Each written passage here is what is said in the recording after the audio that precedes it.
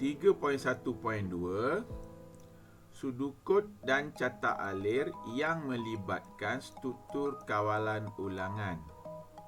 Kebiasaannya, kita akan mendapati langkah-langkah algoritma yang dilaksanakan perlu dilakukan secara berulang kali. Ulang kali, berulang kali. Bahagian algoritma yang mengandungi langkah-langkah yang berulang dikenali sebagai gelung, ataupun dalam bahasa Inggeris kita panggil loop, berulang. Setiap gelung ulangan dipanggil dalam bahasa Melayu lelaran, dalam bahasa Inggeris iteration. Dia punya gelung tu dipanggil sebagai lelaran.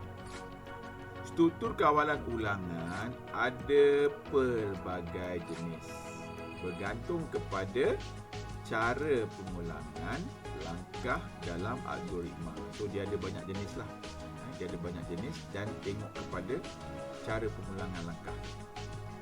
3 jenis struktur kawalan ulangan yang sering digunakan ialah struktur kawalan untuk, struktur kawalan untuk ataupun for, selagi dalam bahasa Inggeris while, dan ulang sehingga. Ulang sehingga, repeat until.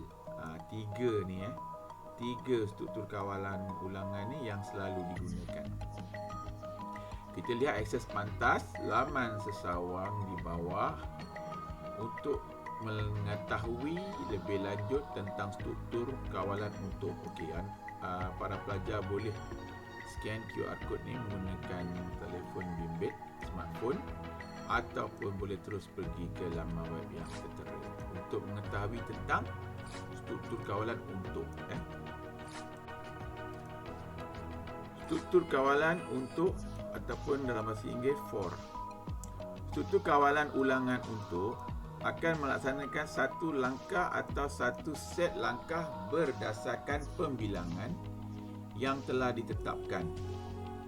Raja 3.16 di bawah menunjukkan sudukut yang ini 3.16, dan Raja 3.17 yang ini menunjukkan catak alir bagi struktur kawalan untuk. Setkan pembilang kepada 1. Untuk pembilang sama dengan 1 hingga n, laksanakan tindakan tambah 1 kepada pembilang. Ini untuk sudukut bagi struktur kawalan untuk. Kita lihat pula catak alir bagi struktur kawalan untuk. Setkan pembilang kepada 1.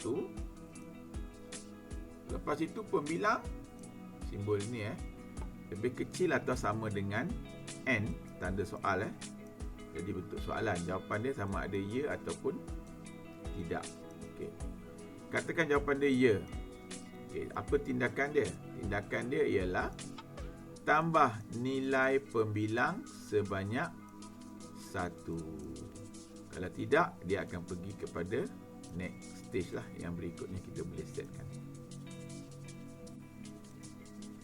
Raja 3.18 di bawah ni yang ini yang bawah ni menunjukkan sudukut, dan Raja 3.19 yang sebelah sini, sebelah kanan ni menunjukkan catak alir yang menggunakan struktur kawalan untuk bagi satu contoh algoritma yang melaungkan merdeka. Baru je kita sambut 31 Ogos 2021 merdeka.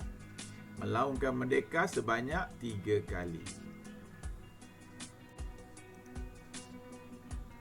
Kita lihat Raja 3.18, sudukut bagi melaungkan merdeka sebanyak 3 kali.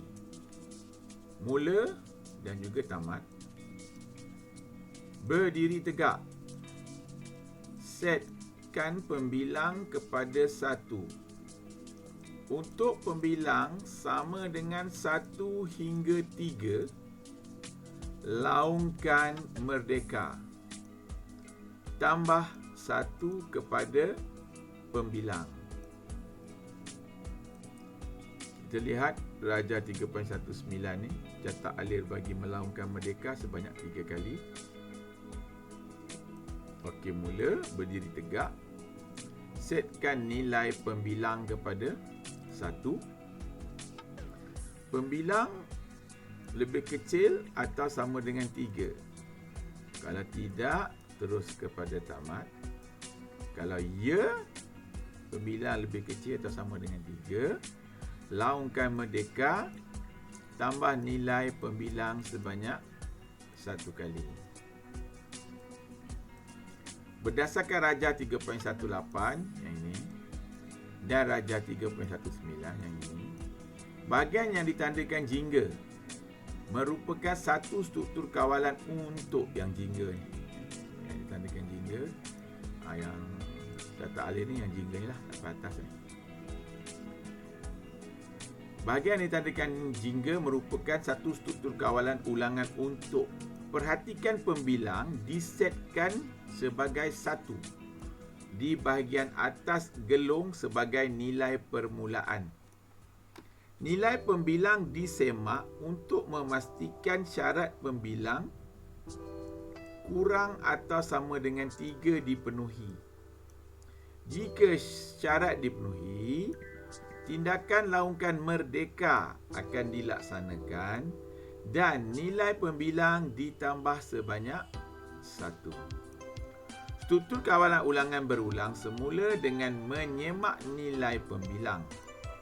Dan proses ini akan berulang sehingga syarat tidak dipenuhi, iaitu nilai pembilang melebihi 3. Baru dia tamat.